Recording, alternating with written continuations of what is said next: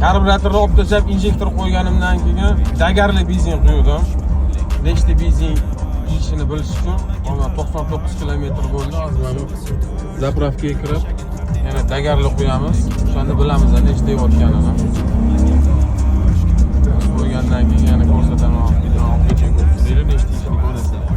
Yashagin haddingdan oshma, lekin qara kim sani ochdi. Chalg'imagin qalam qoshga, boshing bo'lsa bo'lsin toshdi.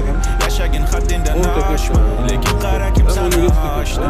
Chalg'imagin qalam qoshga, oshna. Dunyo to'la chalg'itadigan. Ko'rdingiz-ku, o'zingiz 10 ta benzin ketdi. Bu degani 10 ta yeyapti.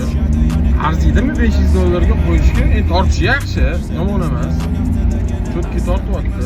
O'z injektor qo'yganlar bormi? Kommentariy yozinglar, sizlarning qanaqa yuribdi, nechta yeyapti. Afsuslanmayapsizmi qo'yganingizga stoyda ekanmi? Yozib yuboringlar shuni.